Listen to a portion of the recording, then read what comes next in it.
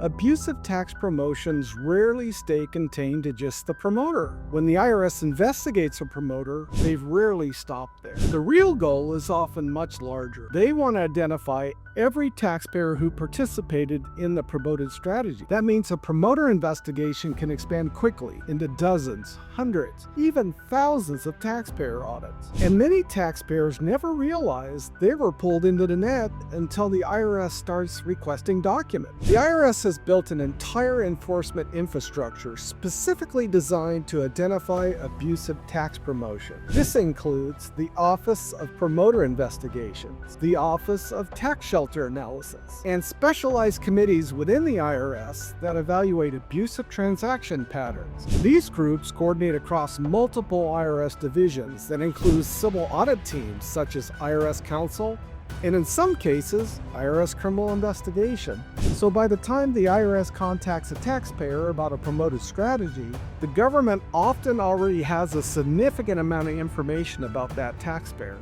The IRS has very powerful legal tools to pursue promoters. One of the most important is Internal Revenue Code 6700. This provision allows the government to impose penalties for promoting abusive transaction shelters or making false statements about tax benefits. Another provision found in Section 6701 penalizes anyone who assists with documents that they know understate tax liability. The government can seek injunctions under Section 7408 to shut down a promoter entirely and anybody associated with them professionally. Once that happens, the investigation often expands to identify every participant in the promoted strategy. Taxpayers get pulled into these cases. Taxpayers almost never receive a letter that states, "You are part of a promoter investigation." Instead, the issue shows up indirectly. You may receive a standard audit notice or a request for documents related to a specific transaction.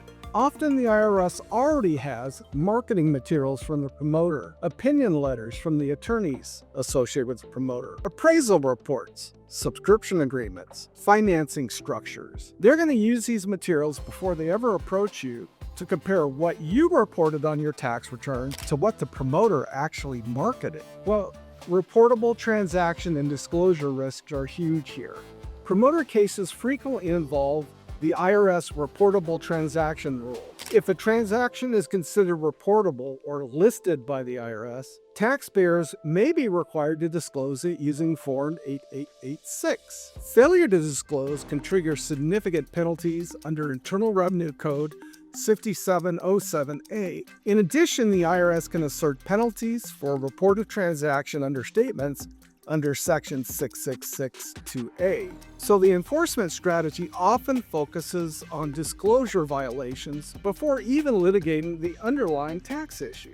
Well, when do promoter cases morph into criminal investigations? Well, admittedly, most promoter investigations begin as civil matters, but criminal tax exposure can arise when the facts suggest willfulness. For example, fabricated appraisals, false documentation, backdated agreements, or systematic assistance in filing false returns. Promoters and anybody enabling them can face criminal statutes such as 26 U.S.C. Section 7206/2. This criminalizes any assisting with the preparation of false tax documents. And in serious cases, the government may pursue tax evasion or conspiracy charges. The biggest mistakes that we see taxpayers making here, trying to fix the problem after the IRS has already started asking questions. People attempt to recreate documentation, to backfill work papers, to modify appraisals or financial records. That approach is extremely dangerous, because if the IRS already has third-party documents from the promoter investigation, the inconsistencies that will arise can become the government's strongest evidence of your criminal intent. So what's our defense strategy if we get involved?